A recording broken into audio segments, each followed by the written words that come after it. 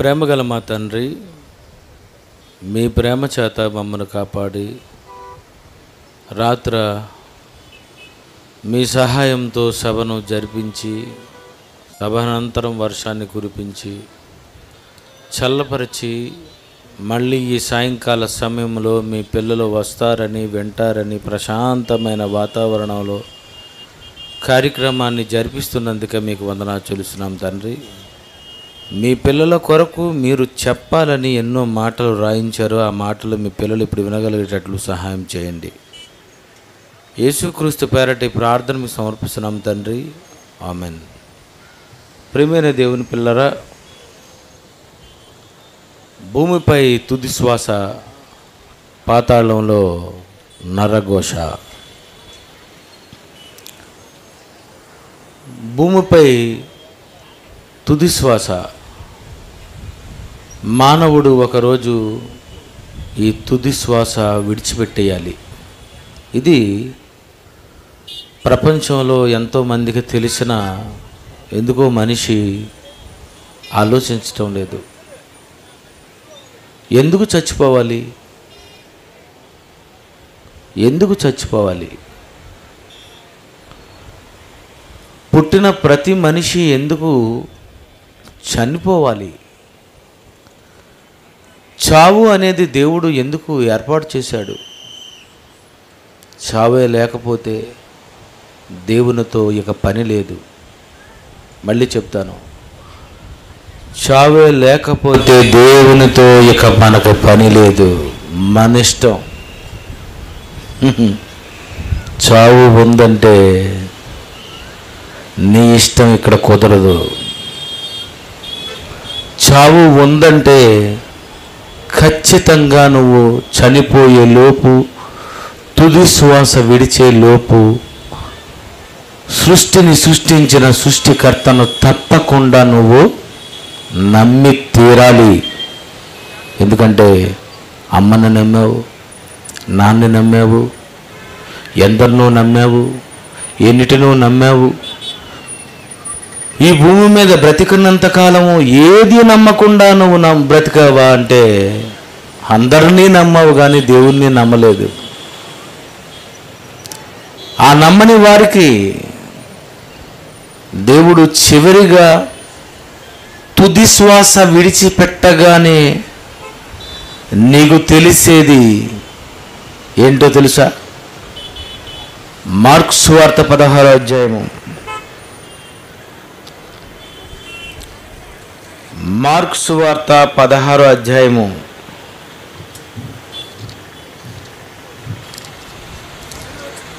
16వ వచనము. నమ్మి బాప్తిసం పొందువాడు రక్షింపబడును, నమ్మని వానికి శిక్ష విధింపబడును. తుది శ్వాసకు ముందు నమ్మే నువ్వు చావాలి. ఎందుకంటే నువ్వు చస్తావు. నువ్వు చస్తావు. తుది శ్వాస విడిచిపెట్టక ముందు నువ్వు నమ్మాలి. ఎవరిని? సృష్టిని సృష్టించిన సృష్టికర్త ఉన్నాడని. నువ్వు తప్పు చేసినందుకు, నువ్వు పాపం చేసినందుకు, నువ్వు వ్యభిచారం చేసినందుకు, నువ్వు దొంగతనం చేసినందుకు, నువ్వు నరహత్య చేసినందుకు, నువ్వు అబద్ధం ఆడినందుకు, వీటి కోసమే నేను శిక్షిస్తున్నాను అని ఇక్కడ అనటం లేదైనా. నమ్మలేదురా నువ్వు చేసిన పెద్ద తప్పు. నువ్వు నన్ను నమ్మలేదు. నమ్మకపోవటమే నేరమా అంటే అదే. ఆదాము నమ్మలేదు, ఆ రోజు పండు తిన్నాడు. హవ్వ నమ్మలేదు, ఆవిడి పండు తిన్నది. నమ్మనందుకే వాళ్ళకి దేవుడు శిక్ష విధించాడు. నమ్మనందుకు.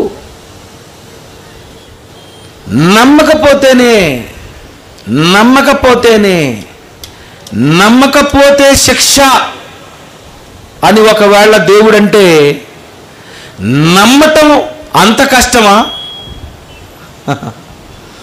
Very simple. నమ్మడం కష్టమేటండి. ఎంతోమంది నమ్ముతున్నాం, మోసం చేస్తారన్న సంగతి తెలిసిన, కానీ నువ్వు దేవునినే ఎందుకు నమ్మలేదు? ఆయన ఏం చేశాడో నీకెవరు సరిగ్గా చెప్పకపోవటమే, అందుకే నువ్వు నమ్మలేదు. ఆయన ఏం చేశాడు? ఆయన తల్లి గర్భములో నిన్ను నిలబెట్టాడు, తల్లి గర్భములో నిన్ను నిర్మించాడు. 9 మాసాలు ఆయన ఉమ్మ నీరులో కాపాడాడు. ఆ కాపాడిన తరువాత 9 నెలలు నిండిన తరువాత ఏం జరిగిందో ఈ ప్రపంచానికి తెలుసు అంటారా? ఎవరికీ తెలీదు. ఎవరికీ తెలియని ఒక బ్రహ్మాండమైన ఒక రహస్యాన్ని ఈరోజు మీకు నేను తెలియజేస్తాను. 9 మాసాలు నిండిపోయి, ఆ నిండిపోయిన తరువాత ఏం జరిగింది, ఏం జరుగుతుంది మీ అందరికీ తెలుసు. బైబిల్లో ఒక ఆమె పేరు మరియా. ఆమెకు నెలలు నిండిపోయి, ఆమె గర్భంలో యేసుక్రీస్తు వారు ఉన్నారు. ఏం జరిగిందంటే లూకా సువార్త 2వ అధ్యాయము 4వ వచనం, లూకా సువార్త 2వ అధ్యాయము 4వ వచనం ఒక్కసారి చూడండి.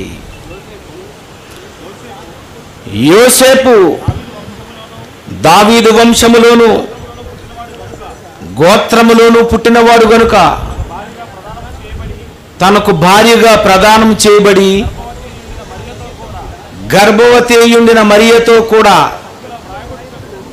ఆ సంఖ్యలో రాయబడుటకు గలిలయలో నుండి నజరేతులో నుండి యూదయలోను బెత్లెహేము అనబడిన దావీదు ఊరికి వచ్చెను. 6 వారక్కడ ఉన్నప్పుడు ఆమె ప్రసవ దినములు నిండెను. వారక్కడ ఉన్నప్పుడు ప్రసవ దినములు నిండెను అంటే మరియమ్మ గారికి నెలలు నిండాయి, ప్రసవ దినములు నిండెను. ఇంక యేసుక్రీస్తు వారు బయటికి రావాలి, అంతే కదండి, రావాలి.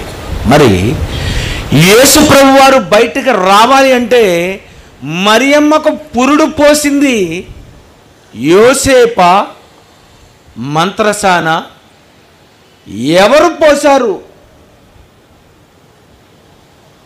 బైబిల్ తెలిసినటువంటి కాపర్లు, టీచర్సు, బైబిల్ బోధకులు చెప్పాలి నాకు. ఇప్పుడు నెలలు నిండే మరియకు యేసుక్రీస్తు వారు బయటికి రావాలి.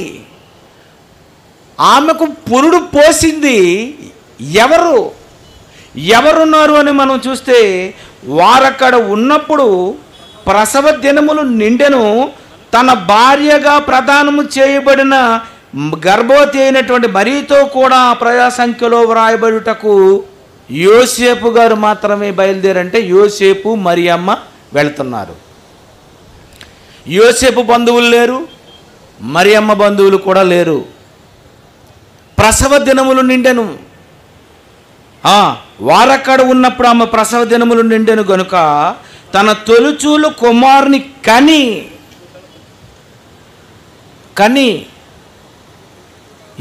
ఎలా కన్నదామె? ఆమెకు పురుడు పోసింది ఎవరు? ఈ ప్రపంచంలో ఎంతమందికి తెలుసు అక్కడ ఏం జరిగిందో? పిల్లరా, కొన్ని విషయాలు మనకు తెలియాలంటే బైబిల్లో కొంత అచ్చట కొంత ఇచ్చట యెహోవా వాక్యము మనకు వచ్చును అని బైబిల్లో వ్రాయబడింది. ఏం జరిగిందో తెలుసా? కీర్తనల గ్రంథము 22వ అధ్యాయము, కీర్తనల గ్రంథము 22వ అధ్యాయము 18వ వచనం ఒక్కసారి చదవండి. ఇక్కడ ఎవరి గురించో, నా వస్త్రములు వారు పంచుకొని ఉన్నారు, నా అంగీ కొరకు చీట్లు వేచున్నారు. ఎవరి వస్త్రాలు పంచుకున్నారు? ఎవరి అంగీ కొరకు చీట్లు వేశారు? ఆ రోజు వేసింది యేసుప్రభు అంగీ కోసమే. అంటే ఈ కీర్తనల గ్రంథము 22వ అధ్యాయము యేసుక్రీస్తుని గూర్చినటువంటి ఒక ప్రవచనం. అందులో 18 చూశారు కదా, ఇప్పుడు 9 చూడండి ఏం జరిగిందో. 9, గర్భము నుండి నన్ను తీసిన వాడవు నీవే గదా. గర్భము నుండి నన్ను తీసిన వాడవు నీవే గదా. గర్భము నుండి నన్ను తీసిన వాడవు, తీసావు. యోసేపా? నో. మంత్రసాన? నో. ఎవరు తీశారు? మరియమ్మ గర్భములో నుండి యేసుక్రీస్తు వారిని తీసింది. గర్భములో నుండి నన్ను తీసిన వాడవు నీవే గదా. దేవుడే తీశాడా? దేవుడు తీశాడా? తల్లి గర్భములో నిర్మించినది దేవుడు అని మీకు తెలుసు. కానీ తల్లి గర్భము నుండి తీసినది ఎలా తీశాడు? ఎప్పుడు తీశాడు? ఎందుకు తీశాడు? నొప్పులు వస్తున్నాయి అని అంటున్నారు. నొప్పులు వచ్చాయా, నొప్పులు ఇచ్చాడా? అది చెప్పరు. ఆడవాళ్ళు చెప్పాలి. నొప్పులు వచ్చాయా, నొప్పులు ఇచ్చాడా? ఎలా వస్తాయి? ఆయన తీశాడట. ఏమనుంది నాయన 9వ వచనంలో? గర్భము నుండి నన్ను తీసిన వాడవు నీవే కదా. నిన్ను దేవుడట. యేసు ప్రభువుని తీసింది దేవుడట. నిన్ను తీసింది దేవుడట. భూమి మీద ఉన్నటువంటి మానవుల్ని గర్భములో నుండి తీసినది దేవుడట. దేవుడు తీశాడా? ఆయన తీయాలా? అవును. పిల్లలు కావాలని కోరుకున్నాడు గనుక ఆ బిడ్డలను తల్లి గర్భములో నిర్మించినది దేవుడు. ఆ బిడ్డలకు కావలసిన ఆహారాన్ని కలిగించినది దేవుడు. ఆ బిడ్డలకు కావలసినటువంటి సూర్యుని కలుగజేసినది దేవుడు. ఆ బిడ్డలకు కావలసిన గాలిని కలుగజేసినది దేవుడు. ఆ బిడ్డలకు కావలసినటువంటి ఏవేవైతే కావాలో అడగక ముందే కావలసిన వాటినన్నిటినీ కలుగజేసినటువంటిది దేవుడు. ఆ దేవుడే సృష్టిని సృష్టించాడు. ఆ దేవుడే గర్భములో నిన్ను సృష్టించాడు. ఆ దేవుడే బయటికి తీశాడు. ఆ దేవుడే నీకు రాగానే గాలి, కావలసినంత గాలి నీకు కావాలంటే నాసికను తల్లి గర్భములో ఆయనే నిర్మించాలి. మొత్తం అంతా ఆయనే చేస్తున్నాడు. దేవుడే చేస్తున్నాడు. మరి ఎవరు పెంచుతున్నారు? ఎలా పెంచుతున్నాడు? దేవా ఎలా పెంచుతున్నావు, మమ్మల్ని ఎలా పోషిస్తున్నావు అని దేవుణ్ణి అడిగితే దేవుడు అన్నాడు, ఒరే మిమ్మల్ని ఎలా పోషించానో తెలుసా, మిమ్మల్ని ఎలా పెంచానో తెలుసా? యెషయా గ్రంథము 44వ అధ్యాయము. యెషయా గ్రంథము కొంచెం బేస్ పెట్టు బాబు. యెషయా గ్రంథము 44వ అధ్యాయము 14వ వచనం చూడండి. యెషయా గ్రంథము, ఒకడు దేవదారు చెట్లను నరకవలనని పూనుకొనును, శ్మశాన వృక్షములను గాని, సరళ వృక్షములను గాని, సింధూర వృక్షములను గాని, అడవిలో దేనో ఒక వృక్షమును వాడు తీసుకుంటాడు. ఒకడు చెట్టు నాటగా వర్షము దానిని పెంచును. వర్షము దాన్ని పెంచును. ఎవరు పెంచుతున్నారో తెలుసా? నువ్వెలా పెరుగుతున్నావో తెలుసా?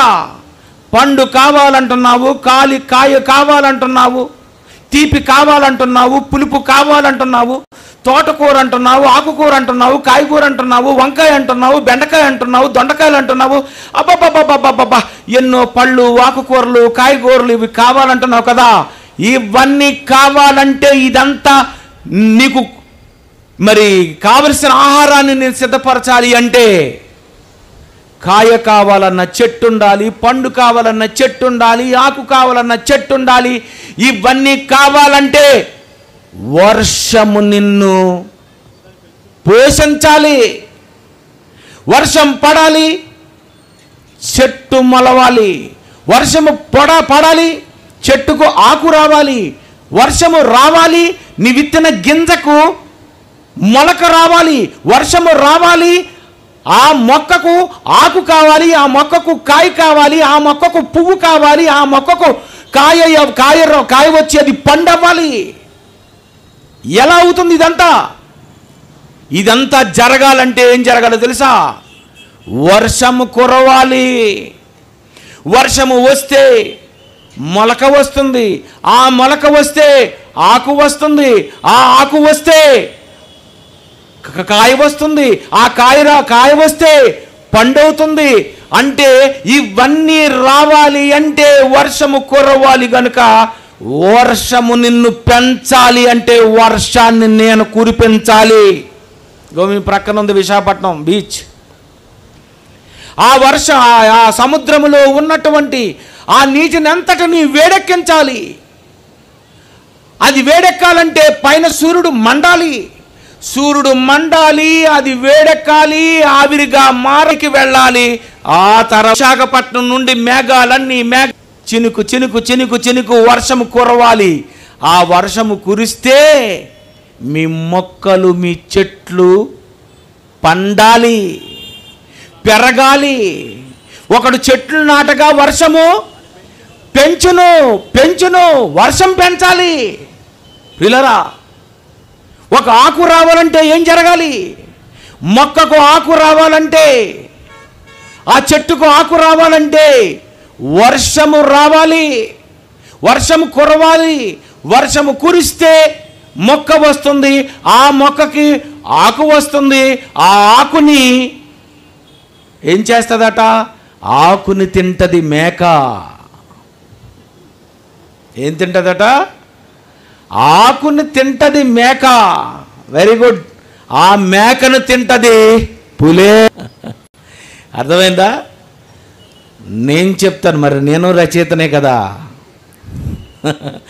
ఆకును తింటది మేక, మేకను తింటది నేను. మేకను తింటావు నువ్వు, ఆ మేకను తింటారు ఆదివారం క్రైస్తవులు కేజీలు. మేక రావాలంటే ఆకు ఉండాలి, ఈ ఆకు రావాలంటే మొక్క ఉండాలి, ఆ మొక్క రావాలంటే, ఆ మొక్క పెరగాలంటే చెట్టు ఉండాలి, ఆ చెట్టులో నుండే ఆకు రావాలి, ఆ చెట్టు పెరగాలంటే వర్షం ఉండాలి, ఆ వర్షము రావాలంటే దేవుడు ఉండాలి. ఇది కదరా దేవుడు, ఇది కదరా ఆకలన్నావు. నో, ఇది కదరా దేవుడు అంటున్నాడు బైబిల్. దేవుడు అంటే తల్లి గర్భము నుండి రప్పించింది నేనే, నీకు కావలసిన వాన కురిపించింది నేనే, పంటలు పండించింది నేనే, చెట్టుకు కాయను కాయించింది నేనే, దానిని పండుగ మార్చింది నేనే. ఎంత చేస్తే ఇది కదరా దేవుడు అంటవేటి? ఇది కదరా దేవుడు అనవేంటి? ఇది కదరా ఆకలి ఎవడు పెట్టాడు? ఆకలి ఎవడు పెట్టాడు? నేనేనా? ఆ మేకకి ఒక ఆకు కావాలి, ఒక పక్షికి ఒక ఆకు కావాలి, ఒక పక్షికి ఒక పండు కావాలి, ఒక పక్షికి ఒక కాయ కావాలి. ఈ ప్రపంచంలో ప్రతి జీవరాశి బ్రతకాలి అంటే ఎన్నో ఆకులు కావాలి, ఎన్నో మేకలు కావాలి, ఎన్నో గొర్రెలు కావాలి, ఎన్నో పశువులు కావాలి. ప్రకృతిలో ఉన్నవన్నీ కూడా బ్రతకాలి అంటే నీరు కావాలి. అది వర్షపు నీరు అయి ఉండాలి. సముద్రపు నీరు సరిపోదు. ఈ సముద్రపు నీరుతో బ్రతకలేరు. నేను ఎలా పెంచుతున్నాను తెలుసా? పిల్లలు కావాలనుకున్న నేను, తల్లి గర్భములో నిర్మించినటువంటి నేను, నిన్ను పోషించాలంటే, నిన్ను పెంచాలి అంటే వర్షంతో చెప్పాను. వర్షం కురిస్తేనే ప్రతి దానికి ఆహారం వస్తుంది. అప్పుడు ఒక మేక తింటుంది, ఒక గొర్రె తింటుంది, ఒక ఆవు తింటుంది, ఒక పశువు తింటుంది. అందరూ 84 లక్షల జీవరాశులను పోషించాలంటే వర్షమే పెంచాలట. కాదంటారా? కాదా? వర్షముతో దేవుడు పెంచుతున్నాడు. ఆ పెంచినటువంటి దేవుణ్ణి ఏమని నువ్వు ఆలోచించావు? ఆ దేవుణ్ణి ఎప్పుడైనా నువ్వు స్మరణకు తెచ్చుకున్నావా? ఆ దేవుడి గురించి ఏ రోజైనా నువ్వు ఆలోచించావా? ఆలోచించలేదు. ఆయుష్కాలం అయిపోయింది, తుది శ్వాసకు దగ్గర పడిపోయావు, ఇక చచ్చిపోవడానికి రేపో మాపో సిద్ధమైపోయావు. ఏం చేసావు తుది శ్వాస వరకు? నీ ఆకలి తీర్చిన దేవుని గురించి నువ్వు మర్చిపోయావు. ఇది కదరా ఆకలి అన్నావు తప్ప ఇది కదరా దేవుడు అనలేదు. సృష్టించిన దేవుణ్ణి మర్చిపోయాను. ఎప్పుడు నిన్ను దేవుడు గుర్తు చేసుకోమన్నాడు? నిన్ను బాల్య దినముల యందే సృష్టికర్తను స్మరణకు తెచ్చుకుంటావని అనుకుంటే తుది శ్వాస వరకు తెచ్చుకున్నావేట్రా నువ్వు? పేకల మీద తెచ్చుకున్నావు. నువ్వు గుర్తు తెచ్చుకోవలసింది బాల్య దినముల యందే. తుది శ్వాస వరకు నేను నీ గుర్తు రాలేదా? ఎందుకు గుర్తు రాలేదు? ఇవి జరిగించుతున్నప్పుడు, ఇవన్నీ పండుతున్నప్పుడు నేనే చేస్తున్నానని నీకెవరో చెప్పలేదా? చెప్పరు. యాపిల్, యాపిల్ అంతే. యాపిల్ని చేసింది దేవుడు అని ఒక్కడు చెప్పడు. ఎప్పుడు గుర్తు రావాలి? బాల్య దినముల యందు గుర్తు రావలసిన అయినా నువ్వు గుర్తు తెచ్చుకోలేదు. అందుకే నీకు తుది శ్వాసలో గుర్తు తీసుకురావాలని నేను అనుకున్నాను. ఇదే నీకు చివరి శ్వాస, తుది శ్వాస లోపు కానీ నువ్వు దేవుడనైన నన్ను నువ్వు గుర్తు చేసుకోలేదో, నమ్మలేదో, నమ్మని వానికి నేనేమన్నాను తెలుసా? శిక్ష. ఎలా ఉంటుంది శిక్ష? చూడలేదు కదా మీరు ఎప్పుడు? మీ జన్మలో చూడలేనిది ఇక చూపిస్తాను, జాగ్రత్తగా చూడండి. ఎలా ఉంటుందో శిక్ష. యెషయా గ్రంథము 30 అధ్యాయము, యెషయా గ్రంథము 30 అధ్యాయము, ఆ వాటర్ ఇవ్వండి. 33వ వచనం చూడండి.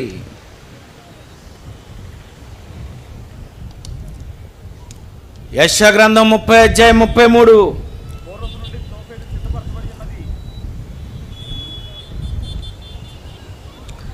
యెషయా గ్రంథం 30 అధ్యాయం 33వ వచనము.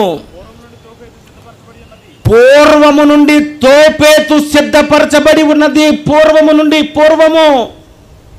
పూర్వము మీకు శిక్ష విధించాలని అనుకున్నాడు కదా దేవుడు అంటున్నాడు, పూర్వము నుండి తోపేతు సిద్ధపరచబడి ఉన్నది. తోపేతు అన్న దగ్గర ఒక అంకె ఉంది, చూసారా? అంకె 1 అని ఉంటా చూడండి. ఏమనుంది? తోపేతు అనగా హేయమైన శ్మశానమట. చచ్చిన తరువాత నువ్వు చేరేది శ్మశానమట. ఆ శ్మశానము పూర్వము నుండి సిద్ధపరచబడి ఉన్నది. మీరు అనుకుంటున్నారు విశాఖపట్నం శ్మశానం చావుల మాధవ్ అనుకుంటున్నారు.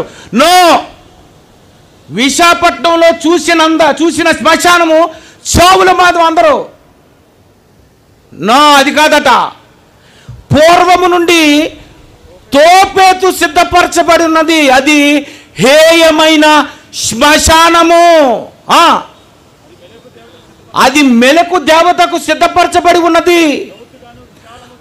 అది లోతుగా ఉంటదట, చాలా లోతుగా ఉంటదట, విశాలముగా ఉంటదట. ఎంత లోతు? ఈ సముద్రము ఎంత లోతు ఉంటుందో తెలుసా? ఈ ప్రపంచంలో ఉన్న సముద్రాలలో ఎక్కువ లోతైన సముద్రము పసిఫిక్ మహాసముద్రము.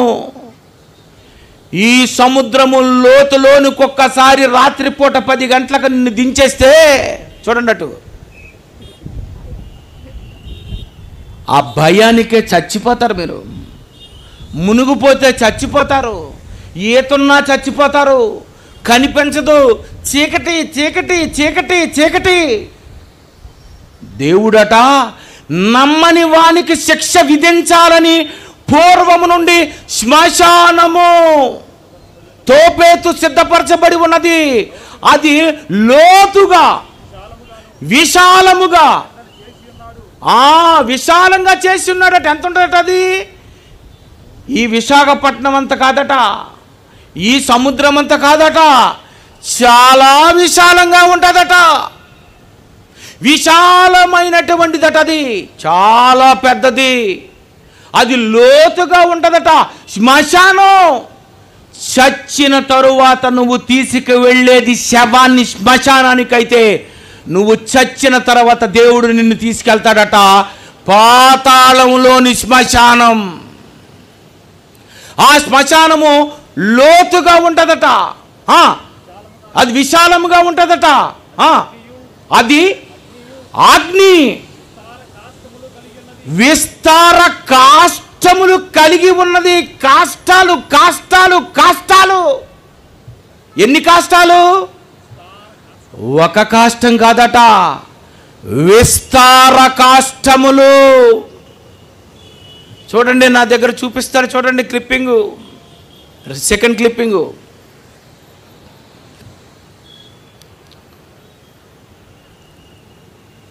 చూసారండి, వేంటి ఏమంటారు? ఆపునాను, అలాగాపు ఆపు. అవేంటివి అవి? కాష్టాలు. ఎన్ని? 1 2 3 4 నువ్వు అలాగ ఉంచు.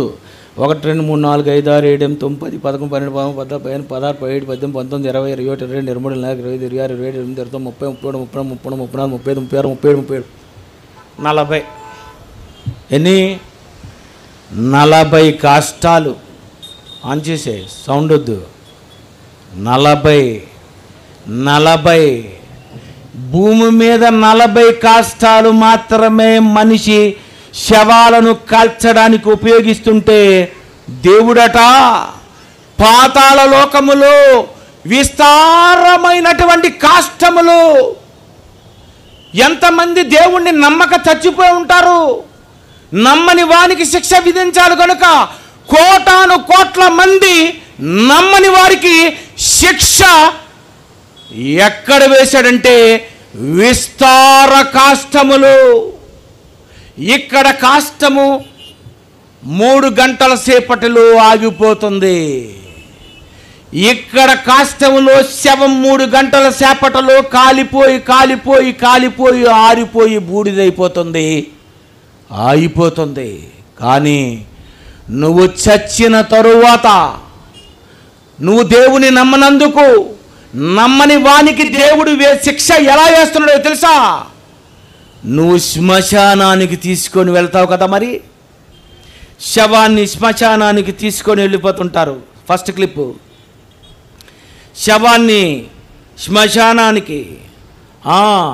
ఆ శ్మశానం ఎంత ఉంటుంది? ఈ విశాఖపట్నంలో చావుల మాధవం శ్మశానం ఎంత ఉంటుంది? చాలా చిన్నదండి, చాలా చిన్నది. దేవుడు ఏర్పాటు చేసిన శ్మశానం అట లోతుగా విస్తారముగా ఉంటుందట. అందులో ఒక శ్మశానము కాదట, అందులో ఒకరు కాదట, కాలేది. విస్తార కాష్టములు.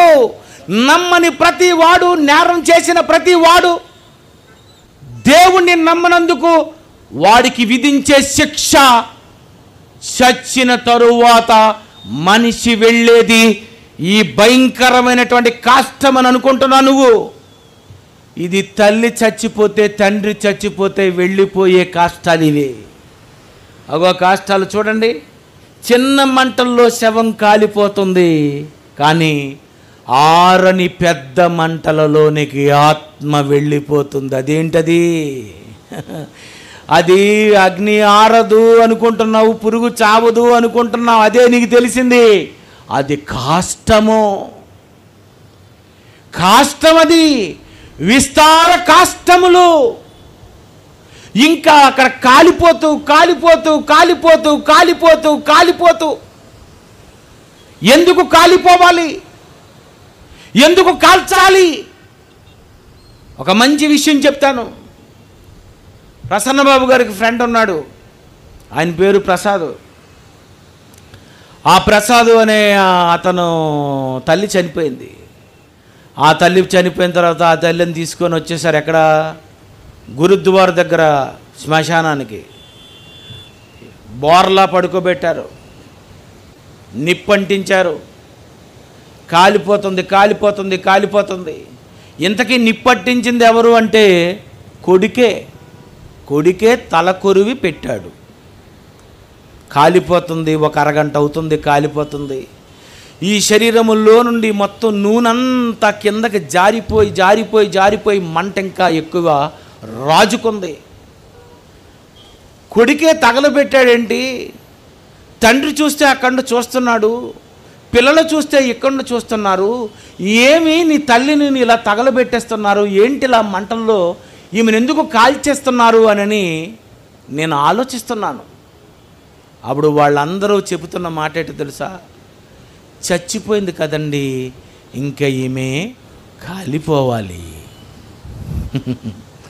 చచ్చిపోయిందనగా కాలిపోవాలట. చచ్చిపోయింది కనుక వీళ్ళే కాల్చేస్తారట. చచ్చిపోతే నువ్వే కాల్చేయాలని ఒకవేళ అనుకుంటే, కొడుకుగా, తండ్రిగా, కూతురుగా, దేవుణ్ణి నమ్మక చచ్చిన నిన్ను ఏం చెయ్యాలి దేవుడు? నువ్వు ఎలా నరకంలో పడతావో తెలుసా? ఎలా వెళ్ళిపోతావో తెలుసా? ఎలా ఘోష ఉంటుందో తెలుసా? నరఘోష.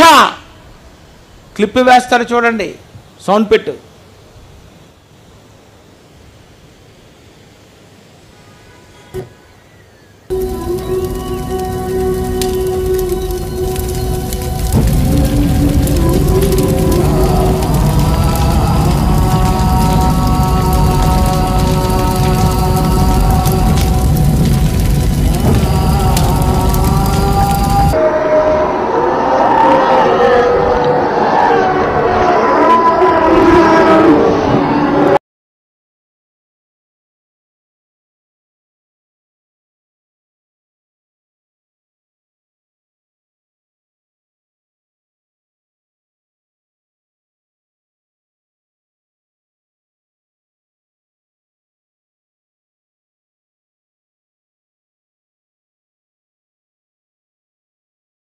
అంటున్నాడు యెషయా గ్రంథం 30:33 పూర్వము నుండి తోపేతు. ఏం పేరట దాని పేరు? ఏం పేరు? గట్టిగా చెప్పాలి. అక్కడికి వెళ్ళిన తర్వాత మీకు అదే వినిపిస్తుంది. నువ్వు తోపు కదా, మరి నువ్వెవరట? ఇది పెద్ద తోపండి. ఓకే, ఆ తోపులకే తోపేతు. పూర్వం నుండి తోపేతు సిద్ధపరచబడి ఉన్నది, లోతుగా విశాలముగాను దానిని చేసి ఉన్నాడు. అది అగ్నియు విస్తార కాష్టములు కలిగి ఉన్నది, గంధక ప్రవాహము వలె. యెహోవా ఊపిరి. యెహోవా ఊపిరి అంటే ఈ దేవుడే ఊతుంటాడట. ఎవరు ఊదకండి మీరు.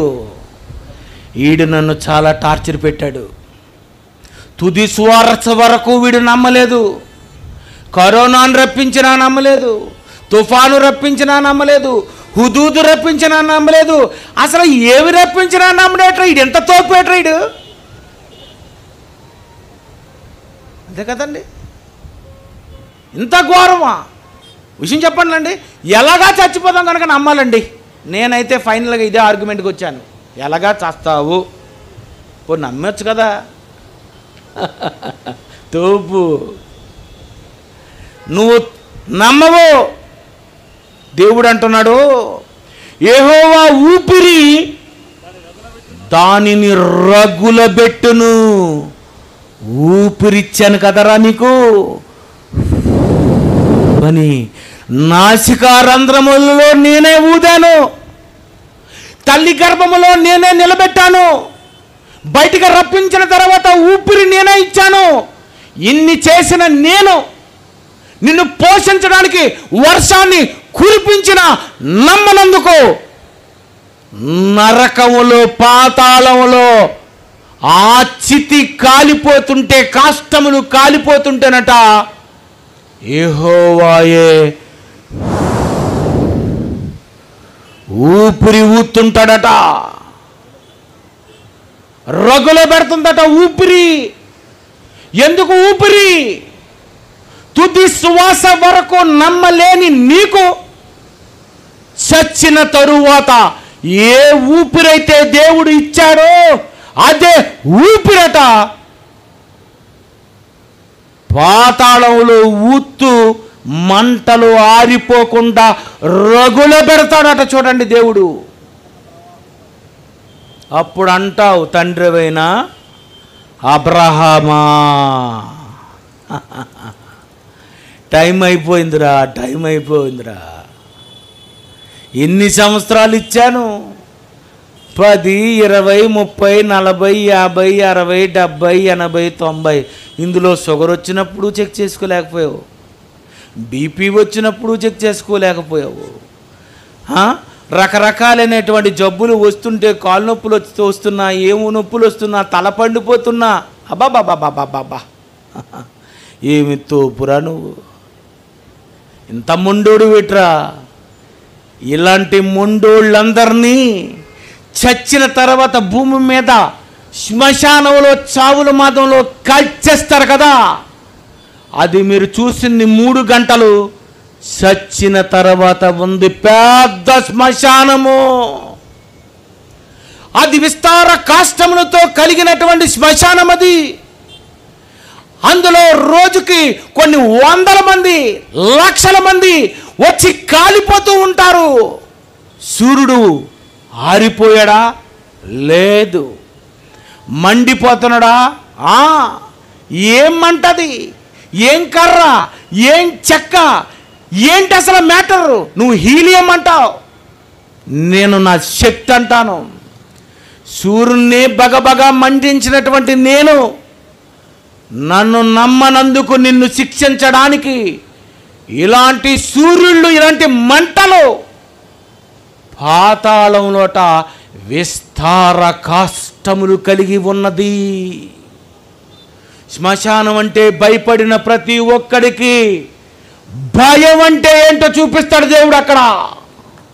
నేను ఎన్నడూ ఎవడికి భయపడను అన్నావు కదా, ఏమన్నావు? భయపడవు కదా. ఎలా ఉండదు తెలుసు, అక్కడ మంటలు మాడిపోతుంటారు, కాలిపోతుంటారు, కానీ చచ్చిపోరు. కేకలు కేకలు కేకలు కేకలు. ఏంటది? భూమిపై తుది శ్వాస, పాతాళంలో ఘోష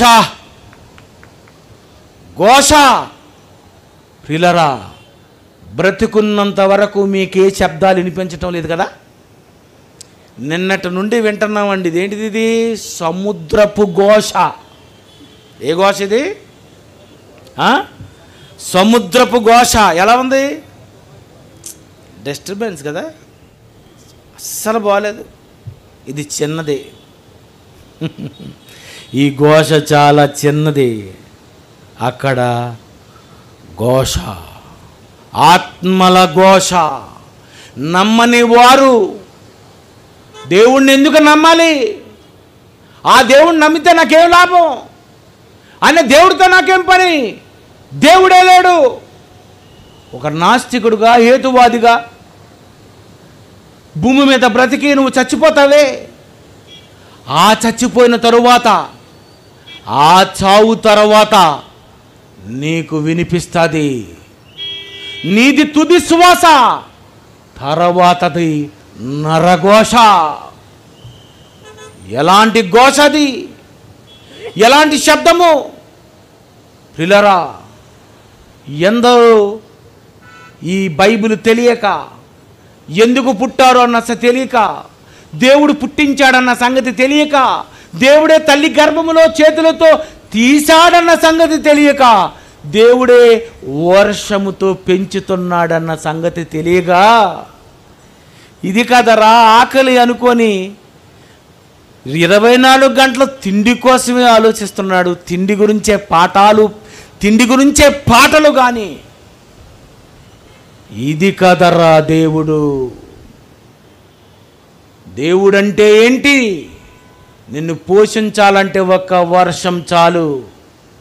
ఆయన అన్ని జీవరాశులను, నిన్ను అన్నిటినీ పోషించగలడు. అలాంటి తండ్రి అయినటువంటి దేవుడు, సృష్టికర్త, నిన్ను కన్న తండ్రి, ఆయనకు మీరు పిల్లలైనటువంటి వారు చిన్ననాడే తల్లిని తండ్రిని అందరినీ తెలుసుకొని తుది శ్వాస వరకు తెలుసుకోలేనప్పుడు, ఆ దేవుడు తుది శ్వాస తర్వాత మనిషికి వినిపించాలనుకున్నాడు. అదే నరఘోష. కళ్ళు మూసుకోండి. ప్రేమగల మా తండ్రి, మీరేమి రాశారో అదే చెప్పాను. మీరెలా మమ్మల్ని నిర్మించారో అది చెప్పాను. ఎలా పోషిస్తున్నారో అది చెప్పాను. చచ్చిపోతే మనుషులు ఏం చేస్తారో అది చెప్పాను. తుది శ్వాస విడిచిపెడితే మీరేం చేస్తారో కూడా అది చెప్పాను. అన్నీ మీరు రాశారు. ప్రేమ ఉంది గనుక ఇంకా ఎదురు చూస్తున్నారు. నమ్మి బాప్తిస్మము పొంది మీ కొరకు బ్రతుకుతారో, నమ్మక శిక్షలోకి ఇక జారిపోతారో నిర్ణయం వారికే విడిచిపెడుతున్నాను. యేసుక్రీస్తు పేరట ఈ ప్రార్థనకు సమర్పిస్తున్నాము తండ్రి. ఆమెన్.